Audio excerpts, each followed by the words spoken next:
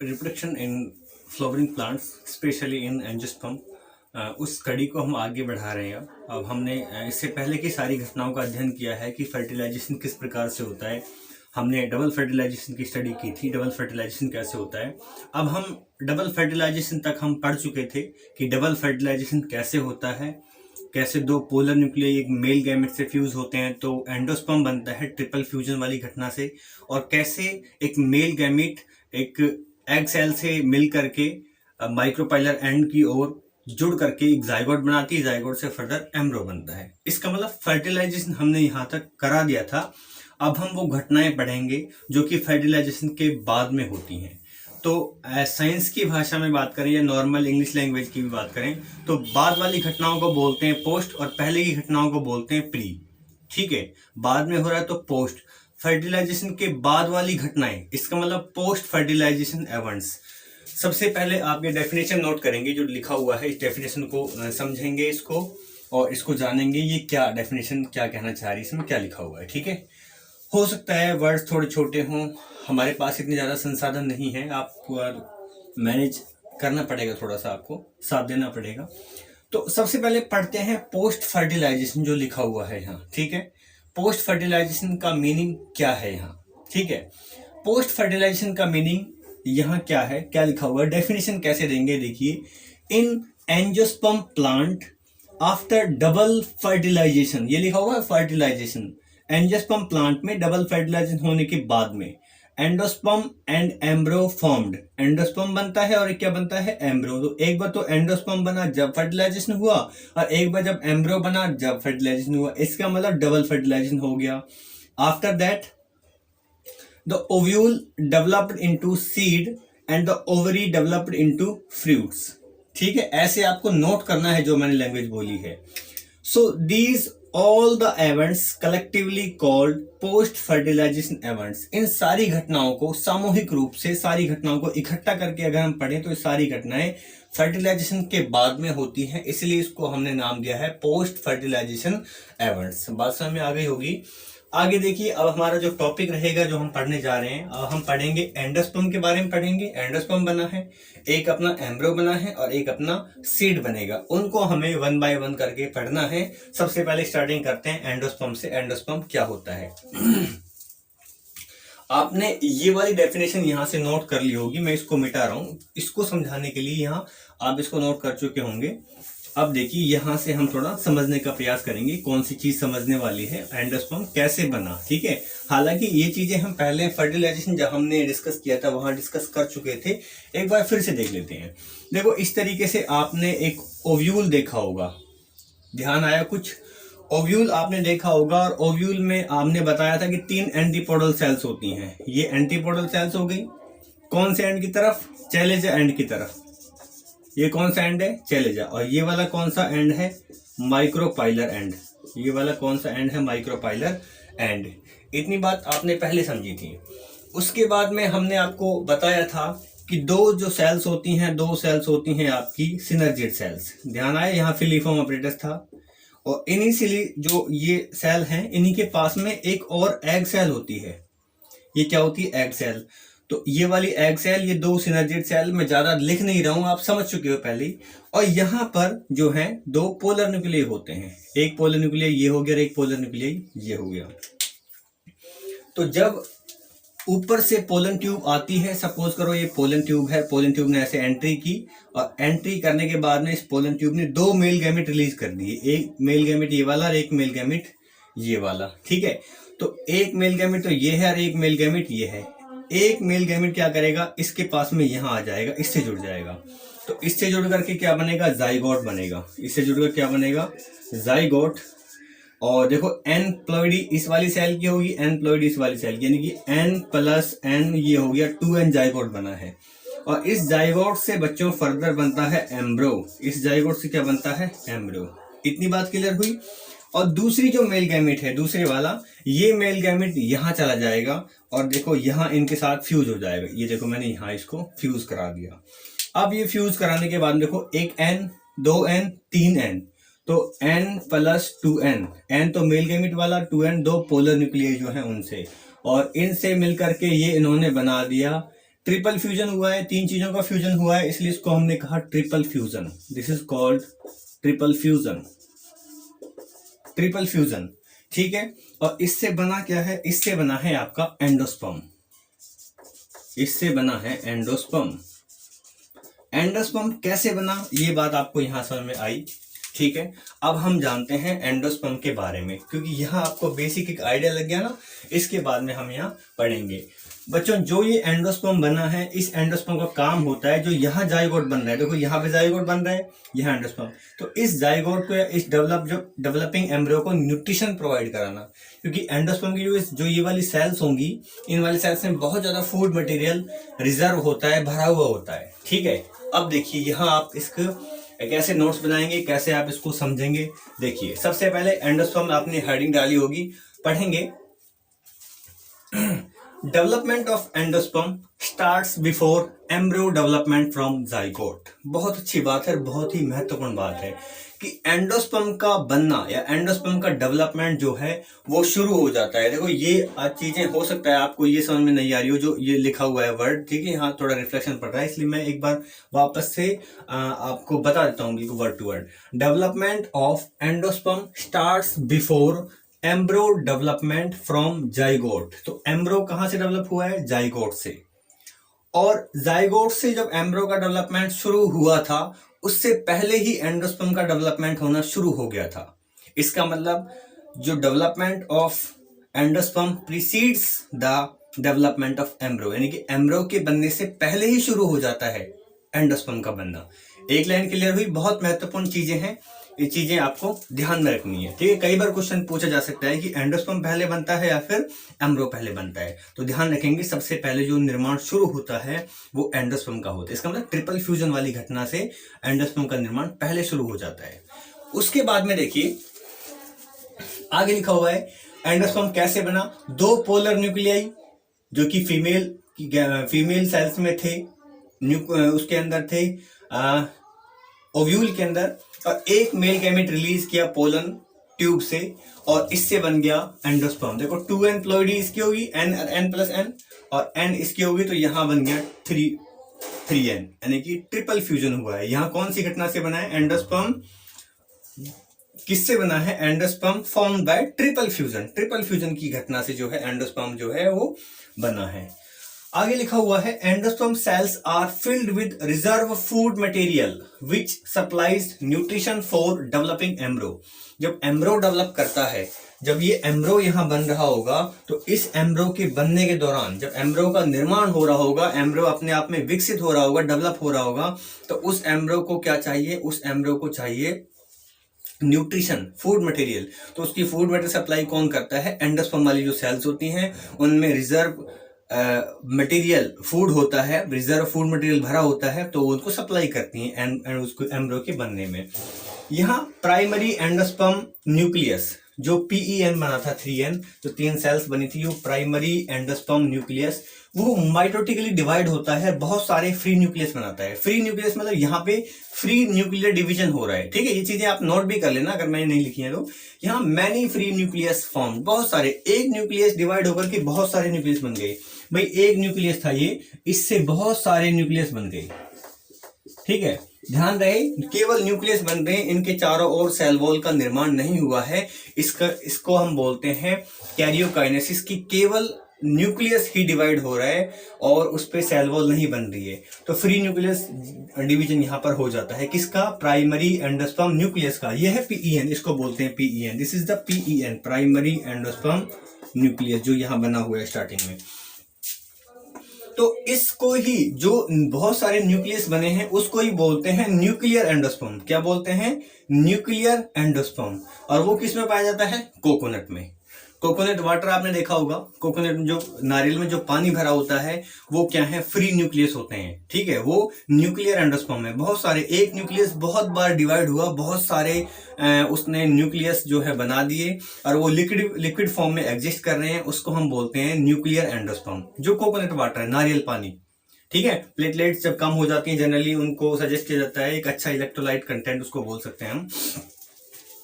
तो ये हो गया आपका न्यूक्लियर एंडोस्पर्म। ठीक है, अब आपने देखा होगा जैसे जैसे जो कोकोनट है जैसे वो डेवलप होता है तो उसका पानी सूखता जाता है, और जो व्हाइट कर्नल पोर्शन आपने देखा होगा इस तरीके से, कि सपोज करो ये एक नारियल है, इस नारियल के अंदर ऐसे पानी भरा हुआ है, ठीक है, ये नारियल है, इसके अंदर बहुत सारा, और देखो मैं ऐसे यहाँ वॉल ड्रॉ करता हूँ, ये तो यहाँ बहुत सारे जो है पानी भरा हुआ है ये सारा, ठीक है। तो यहाँ क्या है, जो पानी भरा हुआ है ये तो क्या है, न्यूक्लियर एंडोस्पर्म है। जो पानी भरा हुआ है वो क्या है, न्यूक्लियर एंडोस्पर्म। और जो ये व्हाइटिश पोर्शन है, ये व्हाइटिश पोर्शन क्या है, व्हाइटिश पोर्शन, व्हाइटिश पार्ट, ठीक है, इसको बोलते हैं कर्नल। इसको क्या बोलते हैं, कर्नल। और ये क्या है, देखो यहाँ पे जो सेल थी उन्होंने धीरे धीरे क्या है, ऐसे अलग अलग शुरू होना हो, मतलब वो धीरे धीरे जो इसकी दीवार थी, जो इसकी वॉल थी इसकी कोकोनट की, उस पे जाना शुरू कर दिया।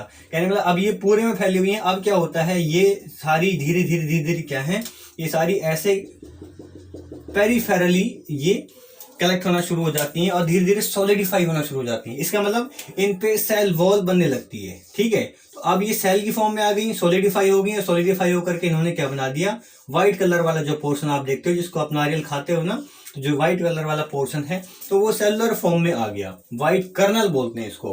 तो ये आपका क्या हो गया, सेलुलर एंडोस्पर्म। इसको क्या कहोगे, सेलुलर एंडोस्पर्म, ठीक है। बात समझ में आई। एक एंडोस्पर्म मैंने बताया न्यूक्लियर एंडोस्पर्म, जो कि लिक्विड फॉर्म में जो पानी था वो फ्री न्यूक्लियस थे, जो कि न्यूक्लियस डिवाइड हो रही और न्यूक्लियस ही बहुत सारे न्यूक्लियस बन गए थे, लेकिन उन न्यूक्लियस पे क्या है, सेल वॉल नहीं बनी थी। उसके हमने नाम दिया उसको न्यूक्लियर एंडोस्पर्म, जो कि कोकोनट में होता है। अब कोकोनट का जो पोर्शन, जैसे जैसे पानी सूखेगा तो जो फ्री न्यूक्लियस थे, न्यूक्लियस अपने चारों ओर दीवार बनाना शुरू करेंगे, वॉल, और वो चारों ओर जो कोकोनट की जो वॉल होती है, जो व्हाइटिश पोर्शन, उसको बोलते हैं कोकोनट कर्नल, उस पर जाकर के डिपोजिट होना शुरू हो जाते हैं, सॉलिडिफाई हो जाते हैं। जिस नारियल को हम खाते हैं ना, व्हाइट कलर का पोर्शन, वो होता है सेलुलर एंडोस्पर्म, क्योंकि फ्री न्यूक्लियस ने सेल वॉल बना ली, सेलुलर एंडोस्पर्म, ठीक है। दो एंडोस्पर्म के नाम आपने याद किए, ये आपने पोर्शन नोट कर लिया होगा। अगर ना किया हो तो आप यहां से स्क्रीनशॉट ले सकते हैं। फटाफट से मैं आपके अगला पोर्शन एक करवा देता हूं। तो हमने जिक्र किया, एक हमने पहला नाम दिया न्यूक्लियर एंडोस्पर्म, न्यूक्लियर एंडोस्पर्म। दूसरा हमने कहा coconut, cellular endosperm, cellular endosperm. एक तीसरा भी होता है, एनसीईआरटी में नहीं दिया हुआ, लेकिन फिर भी आप नॉलेज के लिए जान सकते हो, हेलोबायल एंडोस्पर्म, हेलोबायल एंडोस्पर्म। हेलोबायल एंडोस्पर्म में क्या होता है बच्चों, देखो आपने देखा कि सॉलिड फॉर्म में, जो सॉलिडिफाइड फॉर्म में है, जिसमें न्यूक्लियस में सेल वॉल बन चुकी है, वो तो क्या है, सेलुलर एंडोस्पर्म। और न्यूक्लियर एंडोस्पर्म क्या है, जो कि पानी पाया जाता है, जो कोकोनट वाटर होता है, वो न्यूक्लियर एंडोस्पर्म है। और हेलोबायल में क्या होता है, इस तरीके से वो है, तो एक एंड पे तो क्या है, एक सेल बनी हुई है, एक सेल होगी एंडोस्पर्म की। अब ये एंडोस्पर्म और दूसरी साइड में जो है बहुत सारे न्यूक्लियस होते हैं। तो आपने देखा यहाँ तो क्या है, सेलुलर एंडोस्पर्म, और यहाँ क्या है, न्यूक्लियर एंडोस्पर्म। इसका मतलब हम ये कह सकते हैं कि हेलोबायल एंडोस्पर्म जो है वो कॉम्बिनेशन है दोनों का। इसमें न्यूक्लियर एंडोस्पर्म भी पाया जा रहा है और सेलुलर एंडोस्पर्म भी इसमें पाए जा रहे हैं। तो ये आज हमने पढ़ा एंडोस्पर्म के बारे में। एंडोस्पर्म के बारे में आपने बेसिकली ये बात जानी कि एंडोस्पर्म का काम होता है डेवलपिंग एम्ब्रियो को न्यूट्रिशन प्रोवाइड कराना। डेवलपिंग एम्ब्रियो क्या करना, न्यूट्रिशन प्रोवाइड कराना। अगला हम टॉपिक पढ़ेंगे एम्ब्रियो के बारे में, ठीक है। अब हम इस डायग्राम के माध्यम से समझने का प्रयास करेंगे एंडोस्पर्म का। बच्चों हम लोग पहले से ही जानते हैं कि एंडोस्पर्म जो है वो एक मेल गैमेट जब दो पोलर न्यूक्लियाई से कॉन्जुगेट होता है, फ्यूज होता है, तो 2n + n 3n जो बनता है, जो ट्रिप्लोइड एक टाइप का फ्यूजन जो बनता है, ट्रिपल फ्यूजन के माध्यम से वो एंडोस्पर्म बनता है, ठीक है। इसमें हम जो बेसिक एग्जांपल कोकोनट का यूज़ करते हैं एंडोस्पर्म को बेस्ट स्टडी उसकी करने के लिए, उसको अच्छे तरीके से समझने के लिए। तो एक मैंने यहाँ पर एक रफली डायग्राम जो ड्रॉ किया है, यहाँ पर आप इस डायग्राम को देख पा रहे होंगे। इस डायग्राम को मैंने कोकोनट का डायग्राम मैंने यहाँ दिखाने का इसको प्रयास किया है, ठीक है। ये आपने देखा होगा ग्रीन कलर का जो है, देखो मैं आपको एग्जाम्पल के तौर पे जो समझाऊंगा, मैं प्रैक्टिकली आपको समझाने का प्रयास करूंगा।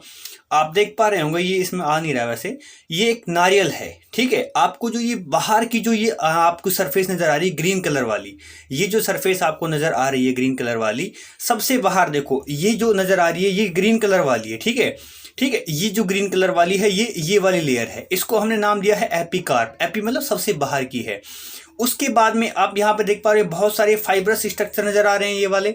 इस फाइब्रस स्ट्रक्चर को हम लोग बोलते हैं मीजोकार्प। ये देखिए यहाँ पे आप देख पा रहे होंगे ये मीजोकार्प, ये सारी जो फाइब्रस स्ट्रक्चर हैं, देखो देखो आपको फाइब्रस स्ट्रक्चर आपको नजर आ रही है। ये जो फाइब्रस पार्ट है सारा, उसको हमने नाम दिया है यहाँ मीजोकार्प। मैंने कोकोनट का एग्जाम्पल यूज किया है, उस एग्जाम्पल से आपको मैं कोकोनट के फ्रूट को समझा रहा हूँ, ठीक है।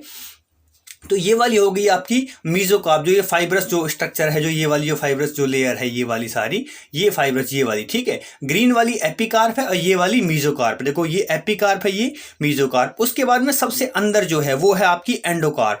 अब देखिए आप इस डायग्राम को जब देख रहे होंगे तो आपको ये लेयर नजर आ रही है अंदर की तरफ, एक ब्लैकिश कलर की कुछ, ठीक है। जो ये ब्लैक कलर की जो लेयर आपको नजर आ रही है, इसको हमने नाम दे दिया जी एंडोकार्प। ये आपकी एंडोकार्प है। तीन स्ट्रक्चर आपको यहाँ इस डायग्राम में नजर आ रही होंगी।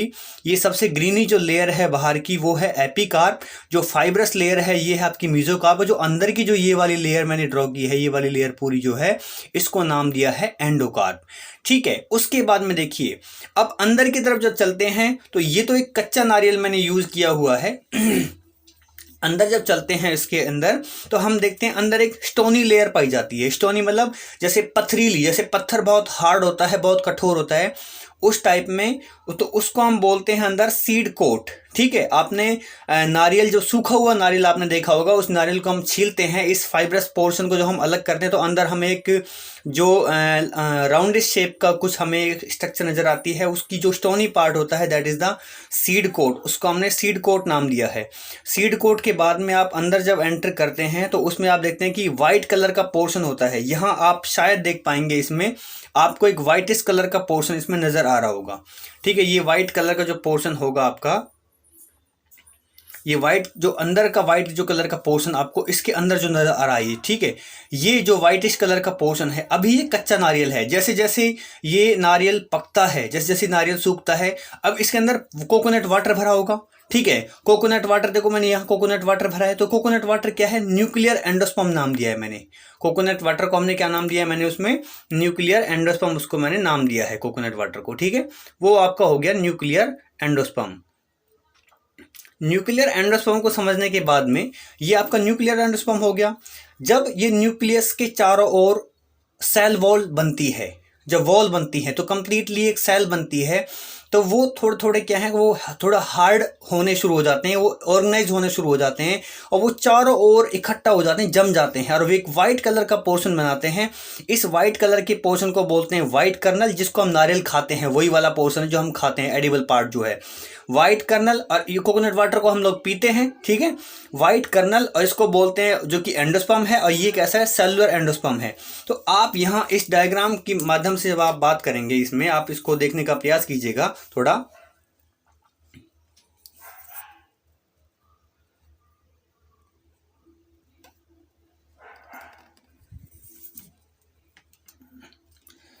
जब आप यहाँ देखने का इसका प्रयास करेंगे तो आप देख पा रहे होंगे ये जो एपिकार्प है, ये मीजोकार्प, जो पोर्शन है आपका फाइब्रस जो पोर्शन है आपका, वो आपका मीजोकार्प। अंदर जो इसमें है वो अंदर हो जाएगा एंडोकार्प, और जो उसके बाद में जो एक ब्राउनिश कलर की जो एक सीड कोट होता है, लेयर स्टोनी पार्ट, वो होता है आपका सीड कोट। सीड कोट के अंदर होगा सीड, यानी कि जो सेलुलर एंडोस्पर्म, जो चारों ओर जो व्हाइट कलर का, जो आपको शायद इसमें भी एक व्हाइट पोर्शन आपको नजर आ रहा होगा, इसमें व्हाइट कलर वाला पोर्शन जो इसमें नजर आ रहा होगा आपको, वो जो अंदर होता है उसको बोलते हैं सेलुलर एंडोस्पर्म, और उसको बोलते हैं व्हाइट कर्नल या फिर कर्नल एंडोस्पर्म। इसके अंदर जो कोकोनट वाटर भरा होगा वो होगा आपका न्यूक्लियर एंडोस्पर्म, ठीक है। तो आपको इस डायग्राम से या इस जो मैंने प्रैक्टिकली आपको समझाने का प्रयास किया है, आई होप आपको इससे कोकोनट वाला जो एग्जाम्पल है वो बहुत अच्छे से समझ में आया होगा। जाइगोट बनने के लिए, जिससे कि फर्दर एम्ब्रो का डेवलपमेंट होगा। तो 2 बार फर्टिलाइजेशन हुआ है, इसलिए हमने इसको डबल फर्टिलाइजेशन नाम दिया है। अब हम डिस्कस करते हैं सबसे पहले कि एम्ब्रो बनता कैसे है। देखिए एक बेसिक सा, आप पहले की वीडियोस में आपने देखा होगा, पहले आपने स्टडी की होगी कि एम्ब्रोसैक के अंदर दो पोल होते हैं, एक ऊपर का एक नीचे का। एक होता है ऊपर वाला चैलेजल पोल, नीचे वाला माइक्रोपाइलर पोल। कहने का मतलब जहां से पोलन ट्यूब एंटर करती है एम्ब्रोसैक के अंदर, ओव्यूल के अंदर, उसको हमने कहा था माइक्रोपाइलर एंड। ये दो एंड हम बताए थे, दो सिरे बताए थे हमने। तो उसी बेस पे हमने डिस्कस किया था कि जब दो मेल गैमेट रिलीज होते हैं पोलन ट्यूब से, तो एक मेल गैमेट दो पोलर न्यूक्लियाई के साथ फ्यूज होता है, वो एंडोस्पर्म बनाता है, और एक जो सेकंड वाला मेल गैमेट होता है वो फ्यूज होता है अपने एग से, जो कि सिनर्जिड सेल के पास में पाए जाते हैं माइक्रोपाइलर एंड की तरफ, और वहां उनका फ्यूजन होता है उस एग से मेल गैमेट का, और वहां बनता है जाइगोट।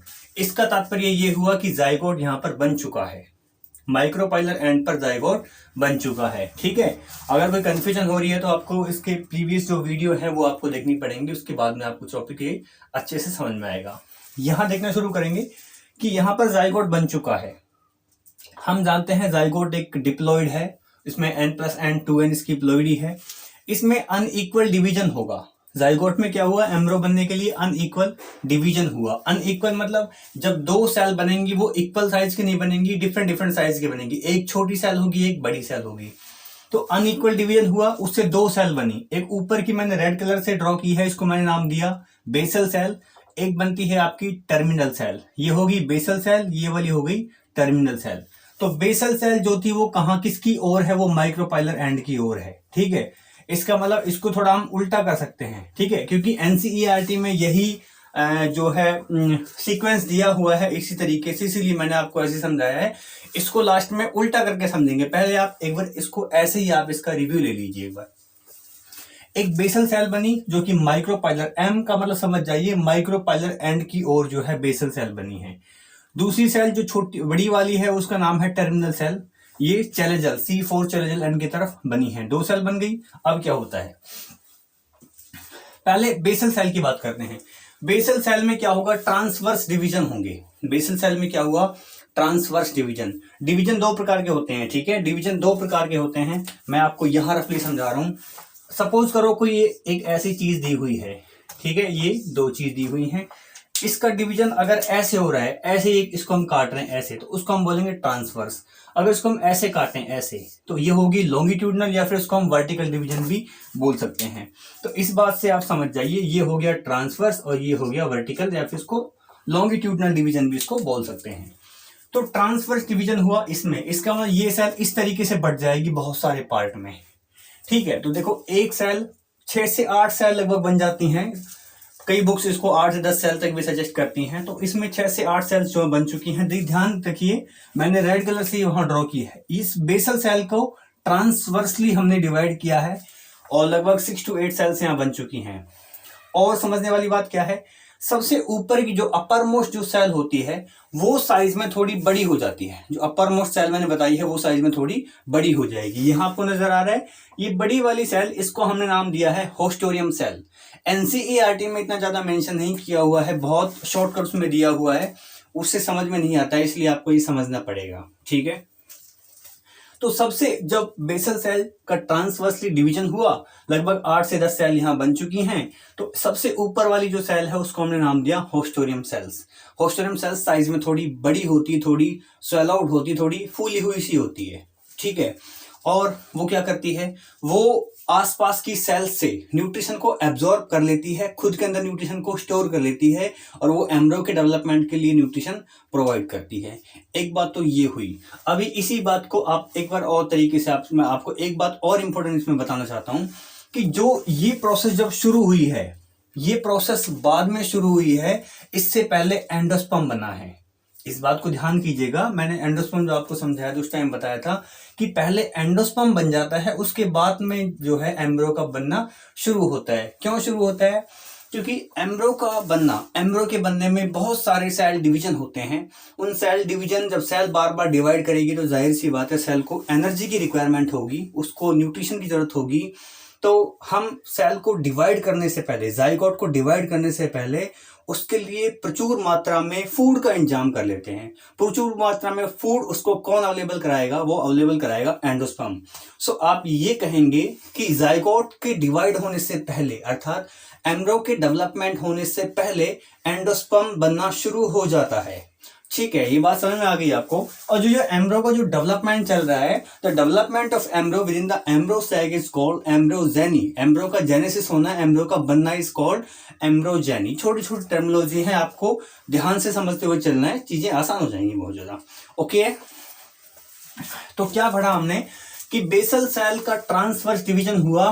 बेसल सेल इस तरीके से कई बार डिवाइड हो गई, एक सेल जो थी वो कई इसी तरीके से, देखो ये ट्रांसवर्स डिवीजन, बहुत सारी सेल बन गई। ठीक है, तो इसमें देखो ये बहुत सारी सेल यहाँ बन चुकी हैं। ये नंबर 1 है, नंबर 2 है, नंबर 3, नंबर 4, नंबर 5, नंबर 6, इस तरीके से बहुत सारी सेल बन चुकी हैं यहाँ। ठीक है, तो सबसे ऊपर वाली सेल को हमने नाम दिया होस्टोरियम सेल्स। सबसे ऊपर की जो सेल होती है वो क्या होती है? Haustorium cells. और सबसे नीचे की सेल है, देखो इसके जस्ट ऊपर, जो इसके जस्ट ऊपर होगी, इस ये क्या है आपकी टर्मिनल सेल। इसके जस्ट ऊपर की जो सेल होगी वो क्या होगी? उसको हम बोलते हैं हाइपोफाइसिस सेल। ठीक है, हाइपोफाइसिस सेल। और अल्टीमेटली इन सेल्स को हम लोग बोलते हैं, जो बीच वाली सेल्स होती हैं इनको बोलते हैं सस्पेंसर सेल। मैंने बेसल सेल को डिवाइड करके 3 प्रकार की सेल आपको बताई हैं। जब बेसल सेल 6 से 8 सेल में डिवाइड होगी, सबसे ऊपर की जो सेल होगी उसको कहा होस्टोरियम सेल्स, जो कि न्यूट्रिशन को एब्जॉर्ब करती है आसपास अपने नेबरहुड से, अपने पड़ोस से, अपने सराउंडिंग से, और वो एम्ब्रो को, उस स्टोर्ड न्यूट्रिशन को एम्ब्रो को प्रोवाइड करती है। एक बात, बीच वाली जो सेल्स होती हैं वो सस्पेंसर सेल्स होती हैं। सबसे नीचे वाली सेल, इसका मतलब इसके जस्ट ऊपर, इस ये क्या है? ये एम्ब्रो है, यहाँ पे ये टर्मिनल सेल है। टर्मिनल सेल के जस्ट ऊपर जो सेल होगी ये वाली, मैंने कुछ इसको रेड कलर से थोड़ा अलग से दिखाया डिफरेंशिएट करके, इसको नाम दिया hypophysis cell. Hypophysis cell. Future में जब यहां से जड़ बनेगी, जब यहां से रेडिकल बनेगा, जड़ जब यहां से बनेगी, तो इस जड़ जो रूट जो बनेगी, उस रूट की कवरिंग बनाएगा, रूट कैप बनाएगी कौन सी सेल? Hypophysis cell. इतनी बात समझ में आई? बस इसमें इतना ही डिवीजन होता है बेसल सेल में। अब बात करते हैं टर्मिनल सेल की। टर्मिनल सेल जो है उसमें वर्टिकली डिवीजन होते हैं, मतलब ऐसे। वर्टिकल डिवीजन कितनी बार होगा? 2 वर्टिकल डिवीजन होंगे इसमें। कितने वर्टिकल डिवीजन हुए? 2 बार वर्टिकली डिवाइड हुई। देखो एक बार डिवाइड हो गई, 2 सेल बन गई। ये एक सेल थी, इस सेल को, ये टर्मिनल सेल थी जो कि चलेजल एंड की तरफ थी, इसको वर्टिकली डिवाइड, ऐसे ऐसे करके हमने इसको डिवाइड कर दिया। सपोज करो ये एक सेल है, इसको डिवाइड कर दिया ऐसे, तो एक सेल कितनी बन गई? 2। दोबारा से डिवीजन करेंगे तो बन जाएंगी 4। ठीक है भाई, एक सेल है कोई, ठीक है, तो एक जब डिवाइड होगी बनती है 2 सेल। ठीक है, और 2 फिर दोबारा डिवीजन होगा तो 2 से बनेंगी, इससे 2 और इससे भी 2। इसका मतलब जब पहला डिवीजन हुआ यहां तो बनी 2 सेल, 1 2। वापस से डिवीजन हुआ तो 2 से कितनी बन गई? 4, देखो 4 सेल। तो इस वाली स्टेज को हमने नाम दिया 2 सेल स्टेज एम्ब्रो, क्योंकि एम्ब्रो मेनली इससे बनेगा, इसी से एम्ब्रो बनेगा। So this is 2 cell stage. और जब वापस से एक बार और वर्टिकल डिवीजन हुआ, देखो मैंने लिखा है 2 वर्टिकल डिवीजन हुए हैं, इसको कहेंगे 4 सेल स्टेज। 4 सेल बन चुकी हैं। अब क्या होगा? अब इसमें ट्रांसवर्स डिवीजन होगा। ध्यान कीजिए, ट्रांसवर्स मतलब ऐसे डिवीजन होगा। अब देखो कमाल की बात, यहां कितनी है? 1 2 3 4। ठीक है, 4 सेल थी। ध्यान कीजिए, यहां देखो आप 1 2 3 4, 4 सेल हैं। अगर मैं इसको ऐसे डिवाइड कर दूंगा ट्रांसवर्सली, तो 4 नीचे 4 ऊपर, तो ये हो जाएंगी 5 6 7 और 8। टोटल सेल कितनी हो गई? 8। तो अब ये जो बनी है वो क्या है? 8 सेल स्टेज, 8 सेल स्टेज। अर्थात बाकी सारा ऊपर का सेम रहेगा। जो बेसल सेल से डिवीजन, जो सस्पेंसर सेल है वो सब में सेम रहेंगी। मैंने बार बार इनको ड्रॉ करना उचित नहीं समझा है, आप समझ जाइएगा। ठीक है, अब 8 सेल वाली जो स्टेज है उसमें ग्लोब्यूल की तरह, ग्लोब्यूल मतलब एक राउंड स्ट्रक्चर, राउंड स्ट्रक्चर की तरह, एक फूली हुई एक स्ट्रक्चर की तरह आकार ले लेता है क्या? आपका एम्ब्रो। टर्मिनल सेल जो है डिवाइड हुई, 2 सेल बनी, 2 से 4 बनी, 4 से 8 सेल बनी। डिवीजन होने के बाद मेरे ग्लोबुलर स्ट्रक्चर बन गई, तो इसको बोलते हैं ग्लोबुलर एम्ब्रो। क्या बोलते हैं? ग्लोबुलर एम्ब्रो। ध्यान करेंगे, एनसीईआरटी में लिखी हुई बातें हैं, ग्लोबुलर एम्ब्रो इसको बोलते हैं। अब क्या होता है? अब ये ग्लोबुलर एम्ब्रो में फर्दर और माइटोटिकली डिवीजन होंगे, बहुत बार और डिवीजन होंगे, तो ये कुछ हार्ट के शेप की अपनी आकृति बना लेता है। ठीक है, दिखाई दे रहा है यहाँ पे, ये आपकी होस्टोरियम सेल है, ये सारी सस्पेंसर सेल है, ये वाली हाइपोफाइसिस सेल है, मैं पहले पढ़ा चुका हूँ। और जो नीचे जो एम्ब्रो बना है, अब आप कहेंगे कि ये हार्ट कैसा है? देखिए, इसी को अगर मैं उल्टा कर दूंगा तो आपको कुछ इस तरीके से नजर आएगा, बन गया हार्ट। ठीक है, मैं उल्टा करेंगे भी इसको लास्ट में, क्योंकि ये एक्चुअल में ये उल्टा ही है। एनसीईआरटी में इसको इस तरीके से दिखाया हुआ है, एक्चुअल में जो होता है वो उल्टा ही होता है डिवीजन, ठीक है। तो ये हार्ट शेप, इसको हमने कहा है हार्ट शेप्ड एम्ब्रो। क्या कहा है इसको हमने? Heart shaped एम्ब्रो। इसमें फर्दर और डिवीजन होता है, इतनी शेप को और चेंज करता है, अल्टीमेटली ये ऐसी स्ट्रक्चर यहाँ पर बन जाती है जो मैं आपको यहाँ दिखा रहा हूँ। ये वाली जो स्ट्रक्चर बनी हुई है, ये वाली स्ट्रक्चर, ये क्या है? होस्टोरियम सेल, यहाँ सस्पेंसर सेल है, ये हाइपोफाइसिस है। अब ये इस तरीके से आपकी स्ट्रक्चर बन जाती है। ये सारी जो यहाँ तक की जो स्टेज मैंने बताई है एम्ब्रो के बनने की, वो मोनोकोट के केस में भी डाइकोट के केस में भी सेम होता है। लेकिन इससे आगे जब सीड बनता है, इससे आगे जब एम्ब्रो फर्दर डेवलप होता है, तो इसमें कुछ चेंजेस आते हैं। अर्थात मोनोकोट में एक कोटलेडन बनेगा, जबकि डाइकोट में 2 कोटलेडन्स बनेंगे। तो हम सीड के केस में या फिर एक मैच्योर एम्ब्रो के केस में हम आगे पढ़ेंगे कि क्या क्या होता है। अभी आप डाइकोट का एग्जांपल यूज करते हुए इस चीज को यहां तक का समझेंगे कि किस तरीके से डाइकोट एम्ब्रो बनता है। डाइकोट जो प्लांट होते हैं जिनमें डाइकोट सीड पाए जाते हैं, वो कैसे बनते हैं, ठीक है। अभी आपसे ये मोनोकोट डाइकोट कुछ नई टर्मिनोलॉजी हो सकती है आपके लिए, बस कुछ नहीं है। 2 कोटलेडन्स होते हैं। कोटलेडन्स मतलब फूड को स्टोर करने वाली स्ट्रक्चर, सीड के अंदर फूड को स्टोर करने वाली स्ट्रक्चर्स कोटलेडन्स कहलाती हैं।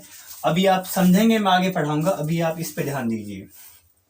तो यहां आपने देखा, यहां से ये एक रेडिकल स्ट्रक्चर बन गई, ये रेडिकल लिखा हुआ है, ये रेडिकल, ये प्लूम्यूल बना है थोड़ा स्ट्रक्चर, और इसमें 2 स्ट्रक्चर्स निकल आए हैं। ये 2 स्ट्रक्चर, ये क्या है? कोटलेडन्स। एक ये है, एक ये है। तो कोटलेडन्स कितने हैं इसमें? 2, इसलिए इसको हम कहेंगे dicot. This is called dicot. हम डाइकोट का एग्जांपल यूज करते हुए इसको पढ़ा है यहां तक। तो इसमें 2 कोटलेडन्स बन चुके हैं, डाइकोट कहलाएगा। अब जान लीजिए रेडिकल क्या है। रेडिकल वो चीज है जब एम्ब्रो फर्दर बनेगा, जब एम्ब्रो फर्दर सीड में डेवलप होगा, तो रेडिकल से रूट जनरेट होगी। रेडिकल से क्या जनरेट होगी? रूट, अर्थात जड़, ठीक है। तो थोड़ा ध्यान करो, ये प्लूम्यूल है, प्लूम्यूल से शूट जनरेट होगा। शूट मतलब आपका एरियल पार्ट जो हवा में होता है, पेड़ का स्टेम, ठीक है, टहनियां, पत्ती, ये सब शूट पार्ट होता है। रूट मतलब अंडरग्राउंड जो पार्ट है वो रूट है, जड़ है, और जो बाहर का जो पार्ट है वो शूट है, अर्थात एरियल जो पार्ट होता है प्लांट का। तो ये रेडिकल बना यहां से। अब देखो, अगर इसको, इस डायग्राम को मैं थोड़ा उल्टा कर दूं, इसको थोड़ा उठा के ऐसे उल्टा कर दो, उल्टा कर देंगे तो हमें कुछ इस प्रकार की स्ट्रक्चर नजर आएगी। देखो वही स्ट्रक्चर नजर आई। यहां आपकी क्या है, और तो ये क्या हो गया? प्लूम्यूल। ये क्या हो गया आपका? रेडिकल। देखो अब रेडिकल से क्या बनेगी? इस रेडिकल को उल्टा करेंगे तो ये सब भी नीचे आएगा। देखो ये सारी सेल्स नीचे आएंगी, ठीक है। एक्चुअल में होता क्या है, जो ये सेल्स होती हैं, ये सारी सेल्स जैसे जैसे डेवलपमेंट होता है एम्ब्रो का, सारी सेल्स डीजनरेट हो जाती हैं। सारी सेल्स क्या हो जाती हैं? डीजनरेट। और जो नीचे वाली सेल्स बची हुई है, इस वाली सेल का नाम देखो, वहां देखिए क्या नाम है? हाइपोफाइसिस। तो ये हाइपोफाइसिस रूट कैप बनाती है। जब इसमें से जब जड़ बनेगी, सपोज करो ये जड़ बना दी आपने, ये जड़ बनाई है आपने, तो इसकी कैप बनेगी। कैप क्योंकि रूट का जो अपर मोस्ट जो पार्ट होता है, रूट का जो लोअर मोस्ट पार्ट जो कि जमीन को खोदते हुए नीचे की तरफ जा रहा है, जमीन में नीचे की तरफ पेनिट्रेट कर रहा है, वो बहुत सॉफ्ट पार्ट होता है, उसको कोई नुकसान ना हो, उसको कोई दिक्कत ना हो, इस वजह से रूट कैप होती है। तो ये रूट कैप जो बनती है, ये रूट कैप बनाती है। हाइपोफाइसिस सेल क्या बनाएगी? फर्दर रूट कैप बनाएगी, ठीक है। यहां से रूट जनरेट होगी तो जिससे क्या बनेगी? Root cap. तो रेडिकल वाला पोर्शन और आपका रूट बनाएगा, प्लूम्यूल वाला पोर्शन आपका शूट बनाएगा। इसका मतलब हम यूं समझ सकते हैं कि इसमें से तो क्या है, इसमें से तो बन जाएगी आपकी जड़। देखो ये जड़ बना दी, और इसमें से क्या बनेगा? पेड़ बनेगा, फर्दर पत्तियां वगैरह, ठीक है, जो बाहर के पार्ट हैं। आपको इतनी बात समझ में आ गई। अब मैं आपको आगे बताता हूं कि डाइकोट कि कौन कौन डाइकोट जो एम्ब्रो जो फर्दर एम्ब्रो बनेगा, इसको मैं डाइकोट में और मोनोकोट में अलग अलग तरीके से आपको समझा देता हूं कौन कौन से इसके पार्ट होते हैं। बात समझ में आई? अभी मैंने 3 पार्ट डिस्कस किए हैं जो फर्दर एम्ब्रो जो बना है। कोटलेडन्स वो 2 स्ट्रक्चर्स जो फूड को स्टोर करती हैं, अगर 2 कोट है तो वो डाइकोट, अगर सिंगल कोट है तो वो मोनोकोट। प्लूम्यूल जिसमें से क्या जनरेट होगा? शूट। एक बात मैं आपको और बता देता हूं, प्लूम्यूल एम्ब्रो के जिस पार्ट से डेवलप होता है, जिससे जनरेट होता है, उसको बोलते हैं एपिकोटाइल। एपिकोटाइल, एपिकोटाइल मतलब एपी मतलब ऊपर का। तो ऊपर क्या होगा? ऊपर तो पेड़ की स्टेम होगा, लीव्स होंगी, टेन्स होंगी, ये सब चीजें होती हैं। और ये होता है हाइपोकोटाइल। हाइपोकोटाइल, हाइपोकोटाइल से क्या बनती है, रेडिकल, रेडिकल अर्थात रूट वाला पार्ट बनेगा। तो एम्ब्रो को दो एम्ब्रो का जो एक पर्टिकुलर एक्सिस होता है, एम्ब्रोनल एक्सिस कहलाता है वो, उसमें से एक तो ऊपर वाला पार्ट एपिकोटाइल होता है, नीचे वाला जो पार्ट होता है वो हाइपोकोटाइल। तो एपिकोटाइल से क्या बनेगा, शूट पार्ट अर्थात प्लूम्यूल, और हाइपोकोटाइल से बनेगा रूट पार्ट अर्थात रेडिकल बनेगा। इतनी बात आपको समझ में आ गई। आगे अब डिस्कस करते हैं हम लोग किसके बारे में आगे। तो अभी तक आपने देखा कि किस तरीके से एम्ब्रो बन रहा था। हमने एम्ब्रो का जो स्टेजेस ऑफ डेवलपमेंट हमने जो डिस्कस किया था, दैट इज ऑफ डाइकोट। लेकिन डाइकोट और मोनोकोट होती क्या है, अगर किसी सीड के अंदर या किसी मैच्योर एम्ब्रो के अंदर दो कोटिलिडन्स हैं, आप पूछोगे कि कोटिलिडन्स क्या होते हैं। Cotyledons are just the food storing structures in the seed, और you can say that in the mature embryo. So if any of the mature embryo that is having is only single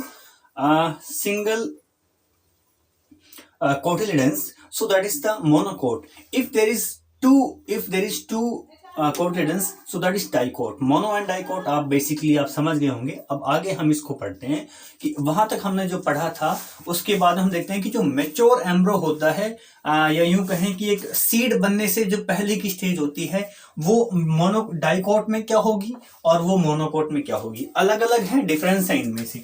तो dicot के case में क्या होगी और monocot के case में क्या होगी, कुछ तो डिफरेंस होगा।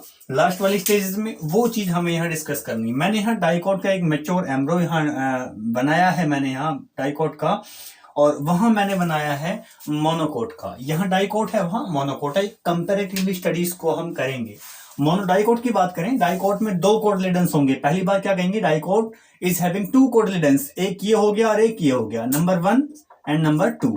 इतनी बात समझ में आई। वहां देखिए, वहां मोनोकोट में एक सिंगल है। जो ग्रास फैमिली होती है, ग्रास फैमिली मतलब जो घास वाली फैमिली, जितनी भी प्रकार की घासें घास जो होती हैं, ग्रास फैमिली में स्कूटेलम कहा जाता है। किसको, कोटिलिडन्स को। यहां पर मैंने कोटिलिडन्स बनाए हैं, यहां ये स्कूटेलम कहा है इसको, ठीक है।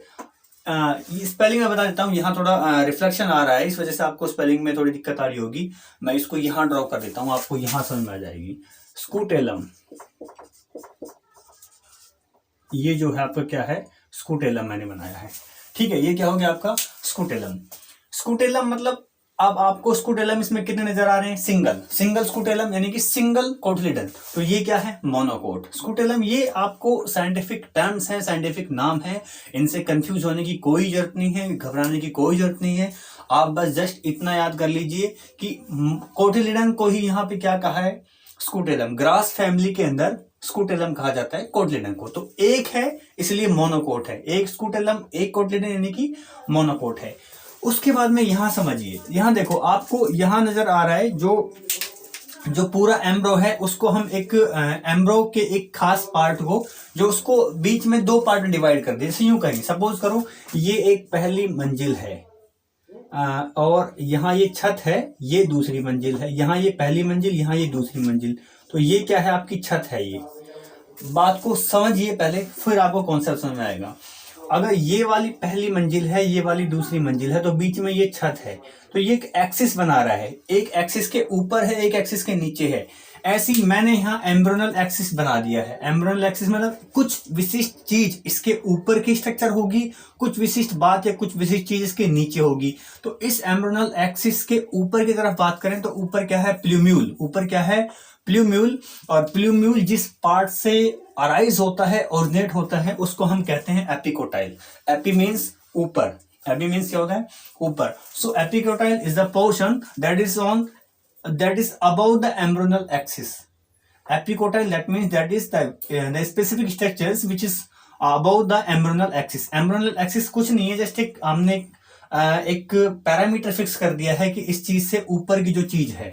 तो एपिकोटाइल इस एपिकोटाइल से ही जनरेट होता है, एपिकोटाइल से ही बना है प्लूम्यूल। और प्लूम्यूल को ध्यान रखेंगे, इससे फ्यूचर शूट बनता है। फ्यूचर शूट मीन्स इससे जो एरियल पार्ट जो बनेंगे, जो लीफ बनेगी, जो स्टेम्स बनेंगे, वो शूट पार्ट से बनेंगे।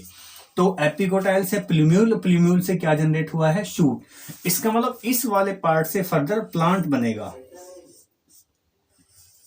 ठीक है। इस वाले पार्ट से क्या बनेगा, फर्दर प्लांट बनेगा। बात समझ में आ गई होगी इतनी। इससे फर्दर एक प्लांट बनेगा, और इससे प्लांट बनेगा, इसका मतलब एरियल पार्ट बनेगा। और नीचे वाला पोर्शन, इसके नीचे वाला पोर्शन क्या कहलाएगा? जब ऊपर वाला एपिकोटाइल, नीचे वाला हाइपोकोटाइल, और हाइपोकोटाइल से जनरेट होता है रेडिकल, रेडिकल से जनरेट होती है रूट, रेडिकल से जनरेट होती है रूट। और इस रूट के नीचे आपको ध्यान हो तो मैंने जब आपको अभी बताया था, मैंने थोड़ी देर पहले हमने कहा था एक हाइपोफाइसिस सेल होती है जो कि रूट की कवरिंग बनाती है।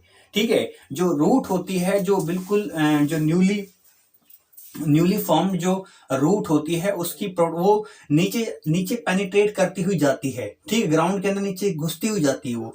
तो इस वाले पोर्शन को एक प्रोटेक्शन प्रोवाइड करती है, ऐसे कैप लग जाती है, कैप उसको प्रोटेक्शन देती है। तो वो कैप किससे बनी? वो कैप आपकी बनी है हाइपोफाइसिस सेल से, उसको कहा है रूट कैप। ये हमने लिख दिया यहाँ पे, ये रूट कैप बनी है। ये कुछ नहीं, एक मैच्योर एम्ब्रो मैंने बताया है डाइकोट का। कोटलेडेंस क्या है? दो फूड स्टोरिंग स्ट्रक्चर्स जिनमें फूड स्टोर होगा। ठीक है, जैसे चना है, चने को आप भिगोते हैं, चने को तोड़ते हैं, चने दो पार्ट में हो जाते हैं, इसका मतलब उसके अंदर दो कोटलेडेंस हैं। उसके अंदर क्या है? दो कोटलेडेंस। अब चना आपने देखा होगा, एक तो चने का अगर हम बोते हैं जमीन में, तो चने में से एक पोर्शन ऊपर की तरफ पौधा बन के निकल आता है, एक नीचे की तरफ निकलता है। तो नीचे की तरफ जो आया है, जो कि रूट बनाएगा, वो आपका क्या हो जाएगा? Hypocotyl portion, radical, root. और जो ऊपर आया है वो हो जाएगा epicotyl. It means plumule that will arise, that will generate in future shoot, जो कि फ्यूचर शूट को जनरेट करेगा, बनाएगा। ये सारी बात हमने डिस्कस किसके बारे में की है? डाइकोट के बारे में। अब थोड़ी सी नजर आप डालिए मोनोकोट के बारे में। एक बार एनसीईआरटी की रीडिंग लेंगे, ये डायग्राम आप समझेंगे, इस वीडियो को आप देखेंगे, आपको सारा कॉन्सेप्ट आपका क्लियर हो जाएगा। यहां जब ये डायग्राम आपको नजर आता है, इस डायग्राम के बाद में आपने यहां देखा स्कूटेलम लिखा हुआ है। स्कूटेलम क्या है? एक मोनोकोट है। इस स्कूटेलम क्या है? एक कोटिलिडन है। मोनोकोट में सिंगल स्कूटेलम है। Single scutellum that means single cotyledon, single cotyledon. और कोटिलिडन सिंगल है, एक है, इसलिए क्या है? मोनोकोट। क्या है? मोनोकोट। उसके बाद देखो ये स्ट्रक्चर, अब ये क्या है? अब हमने बात कर ली कि अब इसको अलग अलग तरीके से हम समझते हैं। देखो ऊपर वाला जो पार्ट होगा, ये वाला पार्ट, हमने इसको नाम दे दिया प्लूम्यूल, सॉरी एपिकोटाइल कह सकते हो, प्लूम्यूल। प्लूम्यूल, ये वाला पोर्शन क्या है? प्लूम्यूल। ठीक है, ये क्या है? पोर्शन प्लूम्यूल है। ठीक है, और नीचे वाला पोर्शन क्या है? रेडिकल। ये वाला पोर्शन क्या है? रेडिकल। रेडिकल से क्या बनती है? रूट। ठीक है, रेडिकल से क्या बनती है? रूट। रेडिकल से मैंने ब्रैकेट में लिख रहा हूं, समझ जाइए। रूट, रेडिकल से क्या बनता है? रूट। और प्लूम्यूल से क्या बनता है? शूट। प्लूम्यूल से क्या बनता है? शूट।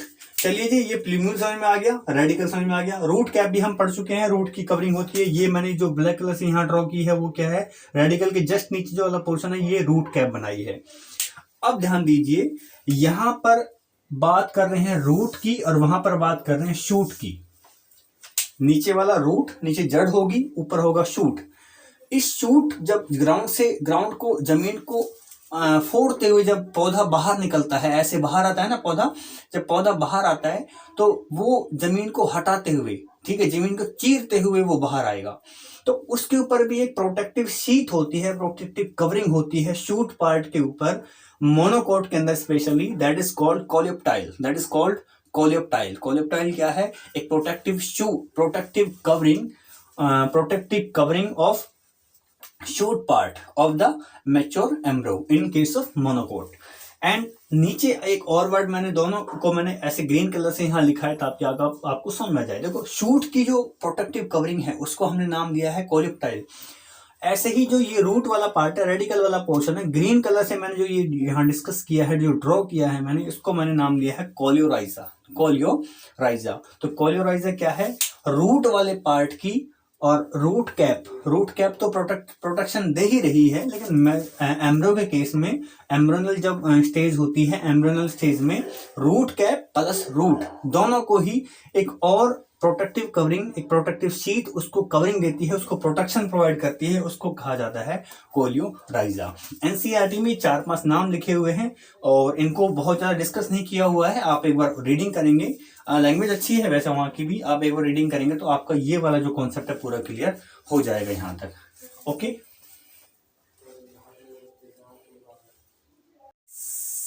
एम्ब्रो का डेवलपमेंट अभी जस्ट हमने कंप्लीट किया है कि एम्ब्रो का डेवलपमेंट कैसे कैसे होता है। एम्ब्रो अब आगे मैच्योर होगा और ओवरी के अंदर ओव्यूल था, ओव्यूल में फर्टिलाइजेशन हुआ, हमने एंडोस्पर्म को पढ़ा, हमने एम्ब्रो को पढ़ा। अब जब एम्ब्रो डेवलप होगा, जो ओव्यूल डेवलप होगा वो डेवलप हो करके एक विशेष स्ट्रक्चर में कन्वर्ट हो जाएगा, उसको हम कहते हैं सीड। और यही आज हमारा टॉपिक रहेगा पढ़ने वाला, ठीक है। सीड टॉपिक रहेगा। सीड क्या है जानते हैं, बीज को ही सीड कहा जाता है। सीड एक वो छोटा सा पार्ट होता है प्लांट का कि उससे एक इतना विशालकाय, इतना बड़ा प्लांट जो है उस सीड से जन्म ले लेता है। कहने का मतलब एक ऐसी छोटी सी चीज जिससे कंप्लीट एक प्लांट बन जाए, दैट इज कॉल्ड सीड। तो सीड को सबसे पहले नोट्स मैंने बना दिए हैं यहाँ, आपको एज इट इज उनको कॉपी करना है।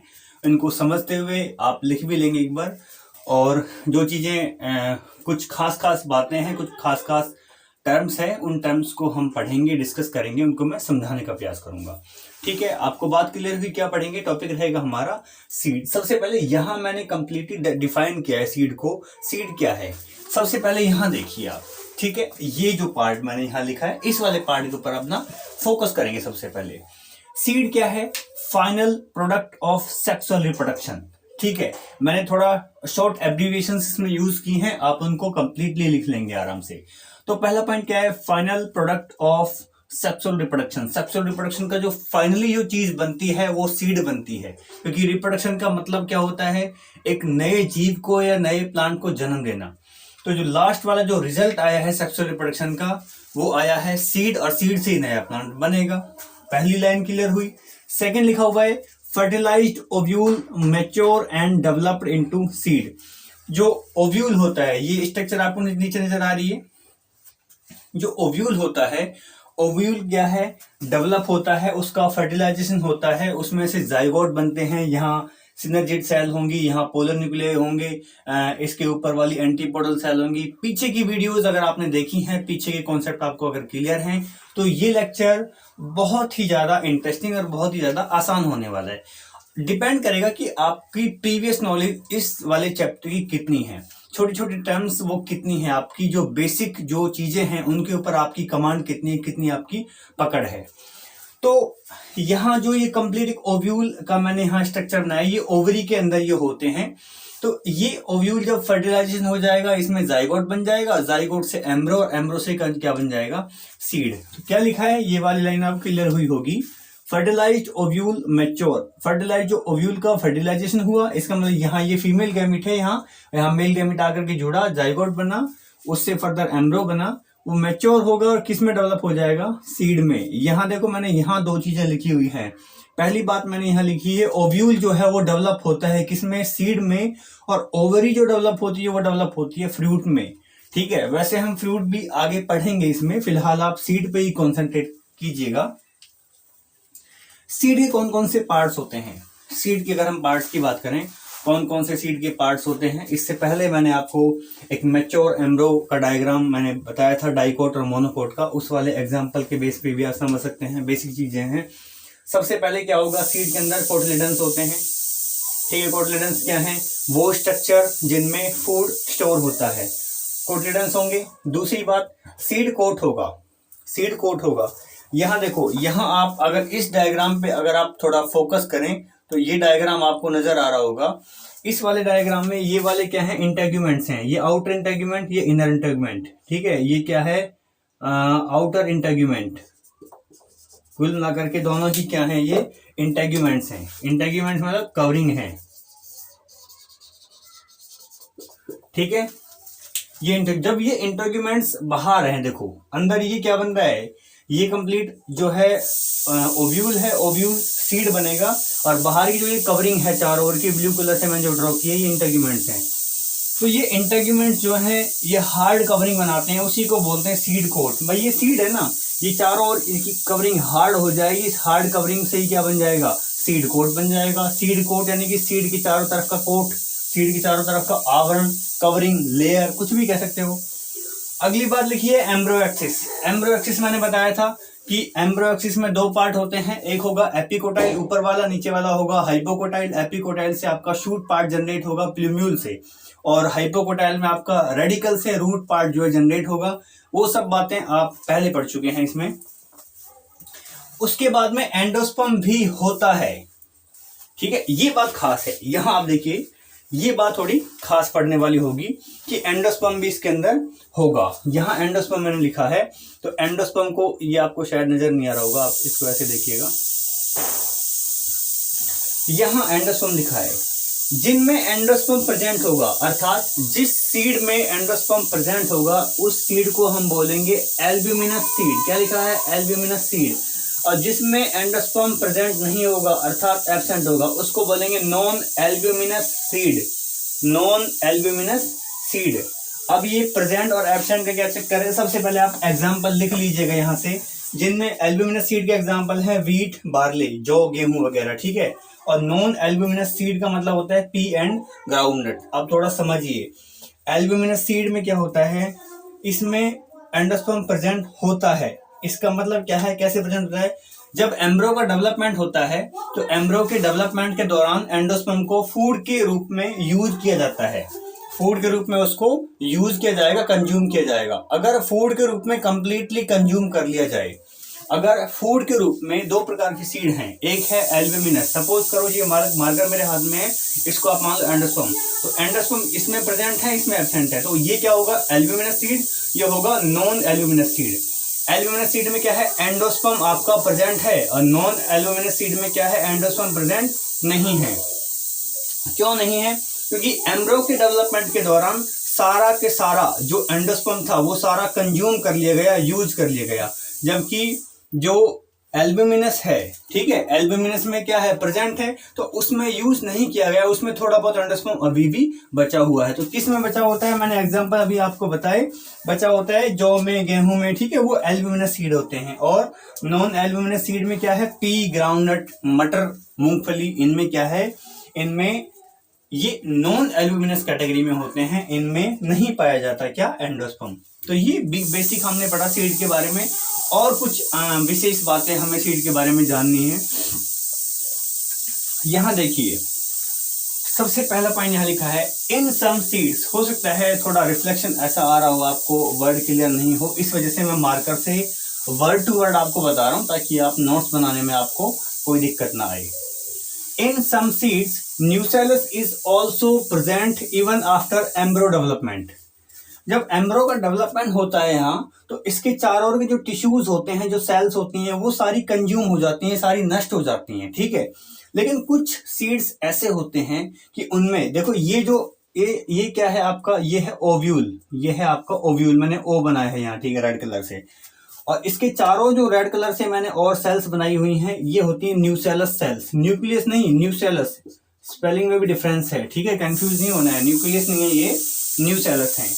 तो ये सीड बनेगा, ये एम्ब्रोसैक है, ये सीड बनेगा। इस सीड के चारों ओर अगर एल्ब्यूमिनस जो इस सीड के चारों ओर जो है न्यूसेलस सेल्स पाई जा रही हैं, जनरली क्या होता है? सारी की सारी कंज्यूम हो जाती हैं। लेकिन एक ऐसा एग्जाम्पल है, कुछ खास एग्जाम्पल ऐसे हैं, उनमें न्यूसेलस भी पाई जाती है। सीड मैच्योर हो चुका है, ठीक है, जनरली सीड के मैच्योरेशन के बाद में ये सारी चीजें नष्ट हो जाती हैं, कंज्यूम कर ली जाती हैं एम्ब्रियो के डेवलपमेंट के दौरान। लेकिन कुछ सीड्स अभी भी ऐसे होते हैं कि उनमें न्यूसेलस पाया जाता है। तो हमने यहां लिखा है in some seeds nucellus is also present even after embryo development, कि एम्ब्रियो डेवलपमेंट के बाद में भी न्यूसेलस कुछ सीड्स के अंदर पाया जाता है। दिस रेजिडुअल न्यूसेलस, अब इस बचे हुए न्यूसेलस को कहां होगा? चारों ओर होगा। इज कॉल्ड पेरिस्पर्म, इसको बोलते हैं पेरिस्पर्म। काली मिर्च एग्जांपल है, ब्लैक पेपर, पेरिस्पर्म, ठीक है। पेरिस्पर्म का एग्जांपल आपसे पूछा जाए कि पेरिस्पर्म क्या है? पेरिस्पर्म क्या है? न्यूसेलस, जो कि पाया जाता है किसमें? सीड में। जनरली नष्ट हो जाना चाहिए, लेकिन अभी भी न्यूसेलस अगर पाया जा रहा है उसको बोलते हैं पेरिस्पर्म। ये आपका एग्जांपल हो गया ब्लैक पेपर। अगली बात देखिए, और अगली बात जानिए, ये वाला जो एंड है, ये वाला एंड आपका कहलाएगा chalazal end. This is chalazal end, and this is micropylar end. ये बात तो जानते हो आप। माइक्रोपाइलर एंड यहाँ से ही पोलन ट्यूब एंट्री की थी किसके अंदर, एम्ब्रोसैक के अंदर। सो माइक्रोपाइल रिमेन्स एज स्मॉल पोर। माइक्रोपाइल, कुछ सीड में अभी भी माइक्रोपाइल पाया जाता है एक छोटे छेद के रूप में, किसमें, सीड कोट में, क्योंकि चारों ओर की जो कवरिंग है इंटेगुमेंट वो तो सीड कोट बना देगा ना भाई। देखो यहाँ लिखा हुआ है मैंने हार्ड कवरिंग ऑफ इंटेगुमेंट, तो ये सीड कोट है। इस सीड कोट के अंदर ही एक छेद पाया जाता है, वो छेद किसका है, माइक्रोपाइल का। क्या काम उसका, which facilitate the entry of oxygen and water, ताकि जो सीड अंदर है उसको, जो अंदर एम्ब्रो बन रहा है उसको ऑक्सीजन की सप्लाई हो सके, उसको ऑक्सीजन सप्लाई हो सके, किसकी, ऑक्सीजन की और वाटर की ऑक्सीजन सप्लाई उसको की जा सके। ठीक है, किसके दौरान, सीड के जर्मिनेशन के दौरान, जब सीड जर्मिनेट होगा, सीड से एक नया प्लांट बनेगा उसके दौरान। आगे और एक इंपॉर्टेंट बात आती है, डोरमेंसी। डोरमेंसी क्या होता है, यहाँ थोड़ा आपको जो वर्ड्स हैं, जो सेंटेंस है, थोड़ा आपको लाइट नजर आ रहा होगा, मार्कर इतना अच्छे से चला नहीं, यहाँ आप देख लीजिए क्या लिखा हुआ है उसको लिख लीजिएगा। आफ्टर मैच्योरेशन सीड मैच्योर हो चुका है तो क्या करता है, मैच्योरेशन के बाद में seed loses it's water content. Seed क्या करता है, अपने वाटर कंटेंट को लूज कर देता है, खो देता है। ठीक है, एंड बिकम ड्राई। जब सारा का सारा पानी उसमें से लूज हो जाएगा तो वो सूख जाएगा। एज रिजल्ट, उसके दौरान, उसके परिणाम स्वरूप क्या होगा, metabolic activity of एम्ब्रो slow down. जो इस सीड के अंदर जो एम्ब्रो बन रहा था उसकी मेटाबॉलिक एक्टिविटी, उसमें जो बायोकेमिकल चेंजेस आ रहे थे वो अब स्लो डाउन हो जाएंगे। स्लो डाउन क्यों हो जाएंगे, क्योंकि ना तो पानी है ना ऑक्सीजन है, धीरे धीरे उसमें से बहुत सी चीजें जो हैं वो खत्म हो चुकी हैं, वो ड्राई हो चुका है, सूख चुका है। आपने देखा होगा घरों में भी जब हम किसी गेहूं को हम जब स्टोर करते हैं अगली फसल के बीज के रूप में, तो हम उसको प्रॉपरली ड्राई करके, सुखा के, धूप में टो करते हैं ताकि सारा वाटर कंटेंट उसमें से निकल जाए, किसी मेटाबॉलिक एक्टिविटी होने के चांस उसमें ना रहे। तो इस अब अपने आप में जो है एम्ब्रोसैक जो है वो अपने आप को उसने इनएक्टिव बना लिया, वो एक्टिव नहीं रहा। एक्टिव होगा तो उसमें मेटाबॉलिक एक्टिविटी होंगी, तो इस इनएक्टिव स्टेज को जो हम बोलते हैं डोरमेंसी। ठीक है, अगर सीड डोरमेंसी सीड की कहलाएगी। जब फेवरेबल कंडीशंस आती हैं, when the favourable conditions comes in terms of oxygen supply, favourable temperature, favorable rainy conditions, favorable water condition, so in that condition the seed will again germinate, seed वापस से germinate हो जाता है। अब आप इस seed के एक ओव्यूल से seed कैसे बना है वो मैं आपको समझाया, मैंने आपको बताया है। ठीक है, आगे देखिए। अब सीड का एक कंप्लीट रिव्यू लेने के बाद में अब हम यहाँ देख सकते हैं, आपको जो डायग्राम नज़र आ रहा है वो मैंने पीनट का डायग्राम यूज़ किया है सीड की स्ट्रक्चर को समझाने के लिए। मूंगफली जो होती है, आपको मूंगफली के 2 दाने इसमें नज़र आ रहे हैं। तो ये वाला जो पोर्शन है, ये वाला जो सारा पोर्शन है, आप देख सकते हैं ये कोटिलेडन है। ये क्या है आपका, कोटिलेडन, जिसमें फूड स्टोर होता है। इसी को तो हम लोग खाते हैं। और इस पर जो छिलका होता है ना मूंगफली पे, उसी को बोलते हैं सीड कोट। ध्यान करो, मैंने अभी आपको बताया था सीड कोट। तो ये दोनों हो गई कोटिलेडन, नंबर 1 एंड नंबर 2 दोनों कोटिलेडन्स हो गए। उसके बाद आप देखिए नीचे की तरफ, आप देखते हैं ये स्ट्रक्चर नजर आती है। ये है आपका प्लूम्यूल और एक आपका है रेडिकल। ठीक है, प्लूम्यूल जो है आप जानते हो कि प्लूम्यूल जो अराइज होता है आपका, प्लूम्यूल का अराइजिंग होगी एपिकोटाइल से, क्योंकि ये ऊपर की तरफ है। प्लूम्यूल जो अराइज होगा आपका वो एपिकोटाइल से होगा, ऊपर का पार्ट है। तो ये प्लूम्यूल ऊपर की तरफ जाएगा। ठीक है, क्योंकि इसमें शूट पार्ट बनेगा। देखो यहाँ ये आप इसको पढ़ के देखिए, लिखा हुआ है plumule embryonic shoot with first leave. इसमें से पहली पत्ती निकलेगी प्लांट की। सो this is the plumule which generate the embryonic shoot. After that, the lowermost portion or the hypocotyle, that is radicle. So radicle is the portion that will immerse the future root. So ये radicle होगा यहाँ नीचे की तरफ। तो आपको मैं mark करके यहाँ बता रहा हूँ। ये देखो, ये वाला पोर्शन जो है radicle का है और ऊपर का जो पोर्शन है ये वाला आपका प्लूम्यूल का है। इससे आपको ये समझ में आई होगी। अब देखिए यहाँ एक जनरल डायग्राम दिया हुआ है। यहाँ ये लेटरल व्यू है, लेटरल वाली बस साइड का व्यू है। आप जब देखते हैं, आप कोई राजमा का ये एग्जांपल दिया हुआ है, उसमें जो नीचे का पोर्शन होता है, बीच वाला जो पोर्शन होता है, इस तरीके से अंदर की तरफ झुका हुआ, अंदर तरफ मुड़ा हुआ, जो ठीक है ऐसे ग्रूव बना हुआ है, खांच बनी हुई है, तो इसको हम लोग बोलते हैं हाइलम। यहाँ ये माइक्रोपाइल है, आपको ध्यान होगा मैंने बताया था माइक्रोपाइल कुछ सीड के अंदर रह जाता है स्मॉल पोर की फॉर्म में। ठीक है, जिसमें से क्या है ऑक्सीजन और वाटर कंटेंट जो है आदान प्रदान होता है। ये इसके चारों तरफ का सीड कोट होगा। अब इस डायग्राम को आप देखेंगे, इस डायग्राम के अकॉर्डिंग इसमें ये एपिकोटाइल है। इसका मतलब एपिकोटाइल से कौन सा पार्ट जनरेट होगा, ये वाला प्लूम्यूल वाला ऊपर की तरफ जाएगा ये, ठीक है। ऐसे करके इसमें ये प्लांट जो है कंप्लीट बन जाएगा। नीचे वाला हाइपोकोटाइल है, इसमें से रेडिकल बनेगा ये वाला, ये सीड कोट होगा, ये कोटलेडन्स होंगे। तो डायग्रामेटिकली भी आप लोग समझ गए होंगे सीड का क्या स्ट्रक्चर होता है, किस तरीके से हमने। और मोनोकोट को भी समझने का सिंपल तरीका होता है कि मोनोकोट में सारी चीज़ें वही होती है। मैंने आपको अलग से एम्ब्रियोनिक डेवलपमेंट के दौरान बताया था कि उसमें जो कोटलिडन्स होते हैं, कोटलिडन्स को बोलते हैं स्कूटेलम ग्रास फैमिली में, मोनोकोट में।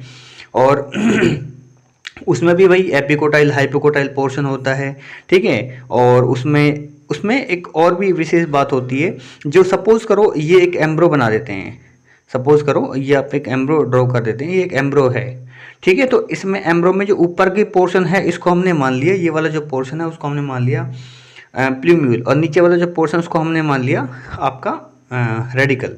तो इसकी एक कवरिंग होती है, ये कवरिंग किसकी है, रेडिकल की। ये ऊपर की जो कवरिंग है वो किसकी है, प्लूम्यूल की। तो प्लूम्यूल की कवरिंग को हम बोलते हैं कोलियोप्टाइल, इसको बोलते हैं कोलियोप्टाइल, और नीचे वाले को बोलते हैं कोलियोराइजा। तो ये सब बातें हैं किसके बारे में, सीड के रिगार्डिंग।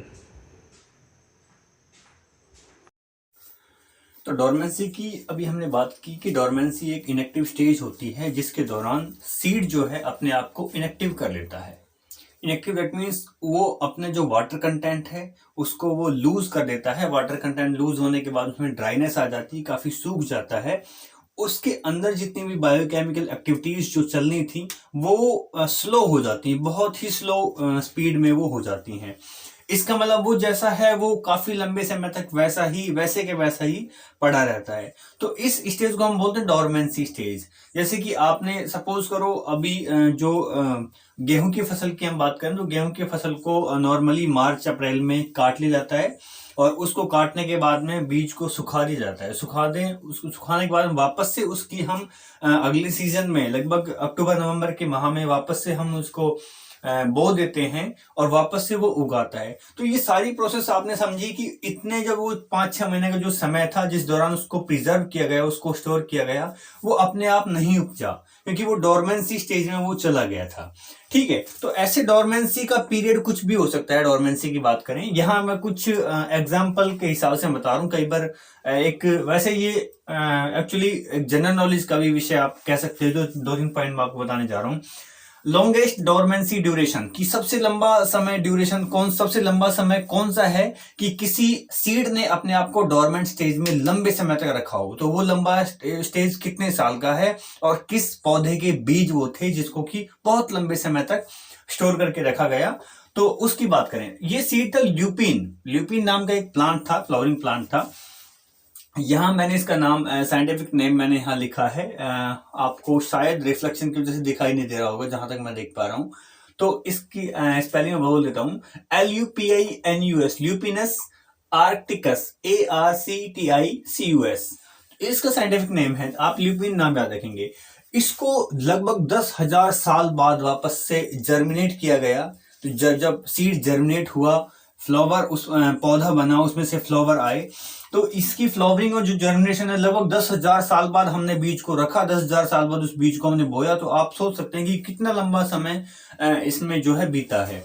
ऐसे ही एक और भी है स्पीसीज, डेट पाम की स्पीसीज है, खजूर की एक स्पीसीज है फोनिक्स डेक्टाइलीफेरा। फोनिक्स डेक्टाइलीफेरा भी लगभग 2000 साल तक उसको प्रिजर्व करके रखा गया था। इसको आई थिंक इजराइल में रखा गया था, ठीक है, इजराइल के अंदर इसको प्रिजर्व करके रखा गया था। इसको जब बोया गया तो वापस से ये जर्मिनेट हो गया, ठीक है। ये बात आपने इसके बारे में यहाँ जानी है। तो हमने जनरली अभी यहाँ तक के सेशन में सीड के बारे में नॉलेज ले ली है कि सीड की डेफिनेशन क्या है, और सीड का डायग्रामेटिकली भी हम सीड को समझाने का प्रयास करेंगे। इसके बाद में देखिए मैं आपको एक छोटा सा विषय और आगे हम चर्चा करेंगे अभी।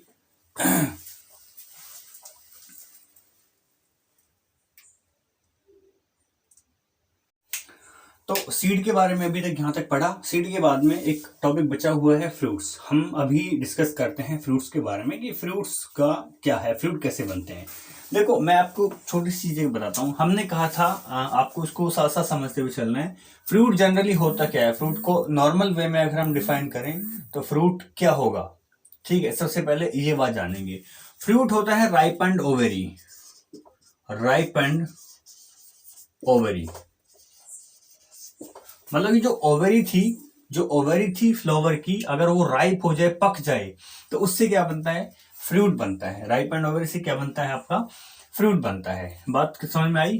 राइप एंड ओवेरी से फ्रूट बन रहा है तो आप इसको, लेकिन ये जरूरी नहीं है। आप एक बात भी समझ लीजिए कि अगर राइप एंड ओवेरी से बन रहा है, ठीक है, ओवरी और ओवरी के अलावा अदर जो पार्ट हैं फ्लावर के, भाई ओवरी है और अदर पार्ट है। अदर पार्ट में आपका स्टामेन भी हो सकता है, ठीक है, और आपका सेपल हो सकते हैं, पेटल हो सकते हैं, थैलेमस हो सकते हैं। तो इस हिसाब से ना आपको ऐसे भी समझ सकते हैं कि अगर राइपन ओवरी से ही फ्रूट बन रहा है, राइपन ओवरी से फ्रूट बन रहा है, तो उसको हम कहेंगे true fruit, that is called true fruit. अगर अदर पार्ट से बन रहा है तो उसको हम नाम देंगे फॉल्स फ्रूट, उसको हम कहेंगे, तो ओवरी से जो बनेगा उसको हम बोलेंगे ट्रू फ्रूट, और अगर अदर पार्ट से बने, ठीक है, उसको हम बोलेंगे false fruit. Generally true fruit होते हैं। एप्पल जो होता है,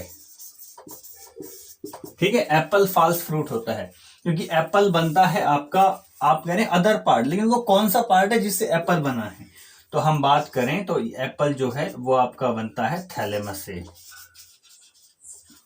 पुराना शायद आप भूल गए होंगे, थैलेमस बता देता हूं। सपोज करो ये एक फ्लावर है, इसको ऐसे ही डिस्कस कर लेते हैं।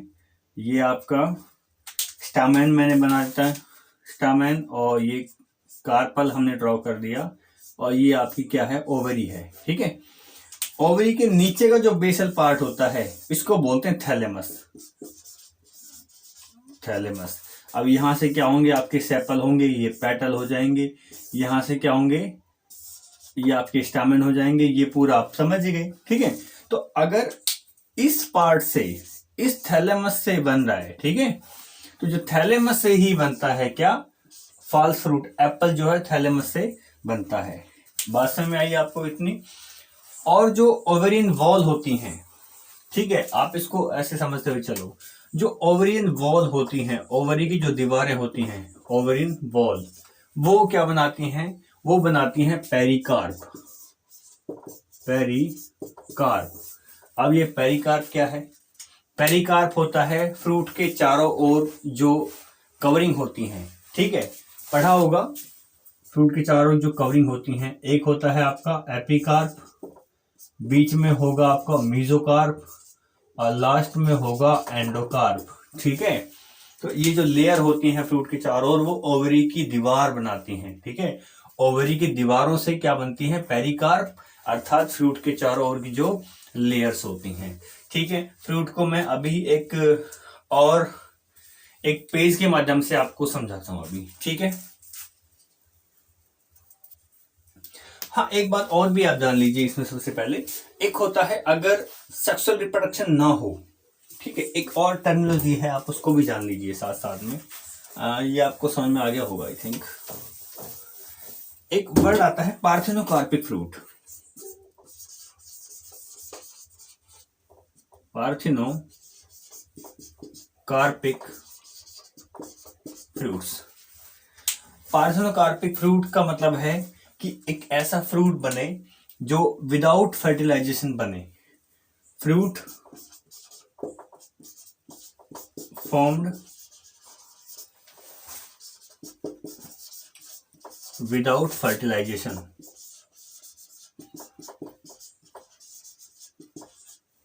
अगर बिना किसी फर्टिलाइजेशन के फ्रूट बन रहा है तो उसको हम बोलते हैं पार्थिनोकार्पिक फ्रूट। आप लोग पहले से ही इस चीज को, मैंने बताया भी था पहले इस चीज को आपको। तो अगर विदाउट फर्टिलाइजेशन कोई फ्रूट बन रहा है तो उसको बोलते हैं पार्थिनोकार्पिक फ्रूट। एग्जाम्पल भी देख लीजिए। एग्जाम्पल रहेगा आपका बनाना। एग्जाम्पल क्या रहेगा? बनाना, केला, ठीक है, बनाना, केला। ये फ्रूट के बारे में एक बेसिक सी बातें हैं। और मैं आपको इसके नोट्स की हो सकता है आपको अब आप कहोगे कि सर नोट्स कैसे बनाए इसके। नोट्स के लिए घबराइए मत। नोट्स के लिए मैं अभी आपकी 4-5 मिनट की एक पेज से आपको समझाता हूँ मैं रिटर्न जो कंटेंट है उसको कैसे आपको वो नोट डाउन करना है। Okay, So now you can easily study the basic concept and basic topics of fruit after completion of seed. So here is about fruit in this page. So definition यहाँ लिखी हुई है fruit की। Fruit is a mature और ripen ovary. Ovary जो होती है जब वो राइप हो जाती है, पक जाती है, उसके बाद में वो फ्रूट का रूप धारण कर लेती है। एंड आफ्टर दैट जो उसका पोर्शन होता है, ओवरी की जो वॉल्स होती हैं, जो उसका एक्सटर्नल जो पोर्शन होता है, वो एक्सटर्नल पोर्शन डेवलप हो जाता है पेरिकार्प में। Pericarp that means the outer covering of the fruit. तो सेकंड जो लाइन लिखी हुई है उसमें आप देख सकते हैं, fruit consist of pericarp that develop from the ovary wall. जो पेरिकार्प है वो किससे डेवलप हो रही है? ओवरी की वॉल से। और ओव्यूल से क्या डेवलप हुआ है? सीड।